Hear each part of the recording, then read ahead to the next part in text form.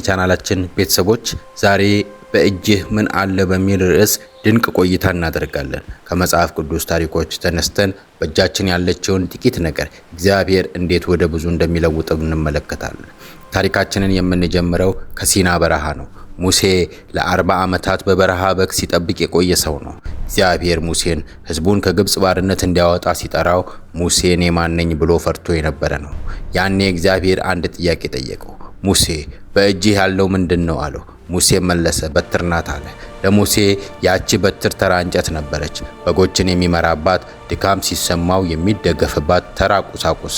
ነገር ግን ያቺው በትር በእግዚአብሔር እጅ ስትወድቅ የቀይ ባህርን ለሁለት የከፈለች፣ ከአለት ላይ ውሃ ያፈለቀች፣ የፈርዖንን ጠቢባን ያሳፈረች ተአምረኛ በትር ሆነች። ዛሬ በእጅህ ያለው ተራ ችሎታ፣ ተራ እውቀት ወይም ተራ ንብረት ሊሆን ይችላል። አንተ በትር ብቻ ናት ብለህ የናከው ነገር ለፈጣሪ ስትሰጠው ያ ነገር ባህር የሚከፍል ኃይል ይኖረዋል። በመጽሐፍ ቅዱስ ታሪክ ውስጥ የምናውቃት የመበለቲቷም ነገር እንደዚሁ ነው። ይህች ሴት ባሏ ሞቶባታል፣ ዕዳ አለባት። ልጆቿን በባርነት ሊወስዱባት መጡ። በታላቅ ጭንቀት ወደ ነቢዩ ኤልሳ ሄደች። ኤልሳም ምን ላደርግልሽ? በቤትሽ ምን አለሽ አላት። እሷም እንዲህ አለች፣ ከአንዲት ብልቃጥ ዘይት በቀር በቤቴ ውስጥ ምንም የለኝም አለች። እሷ ያየችው የሌላትን ነበረ። እውነትም ገንዘብ የላትም፣ ረዳት የላትም። ኤልሳ ግን ያላትን ጥቂት ዘይት ነበረ። ጎረቤቶቿ ጋር ሄዳ ማሰሮችን እንድትዋስ አዘዛት። በሩን ዘግታ ያችን ጥቂት ዘይት መቅዳት ስትጀምር ተአምር ሆነ። ማሰሮቹ ሁሉ እስኪያልቁ ድረስ ዘይቱ አልቆመ። ብዙ ጊዜ በረከታችን የሚጀምረው ከቤታችን ጓዳ ነው። ከዚህች በቀር ምንም የለኝም የምንላት ትንሽ ነገር የዕዳችን መክፈያ፣ የህይወታችን ስኬት ልትሆን ትችላለች። ቁልፉ ያለው ያለንን ነገር ባለመናቅና ታዞ በመጠቀሙ ውስጥ ነው። በአዲስ ኪዳንም ተመሳሳይ ታሪክ ስንመለከት ኢየሱስ ክርስቶስ ትምህርትን ለመስማት የተሰበሰቡ 5000 ሕዝብ ተርበዋል፣ ደክሟቸዋል። ደቀ መዛሙርቱ ወደ ጌታ ቀርበው ጌታ ሆይ ሕዝቡን አሰናብት አሉ። ኢየሱስ ግን ወደ እርሱ የመጡትን እንዲሁ አይሸኝምና ሐዋርያቱን እናንተ የሚበሉትን ስጧቸው አላቸው። ፊልጶስ የ200 ዲናር እንጀራ እንኳን አይበቃቸውም ብሎ በሂሳብ መጨነቅ ጀመረ። እንድርያስ የተባለው ሐዋርያ ግን አንድ ብላቴና አመጣ። ይህ ብላቴና 5 የገብስ እንጀራና 2 ዓሣ ይዞ ነበረ። ነገር ግን ለዚህ ሁሉ ሕዝብ ምን ይሰራላቸዋል ብሎ እንደገና ወደ ስጋቱ ተመለሰ።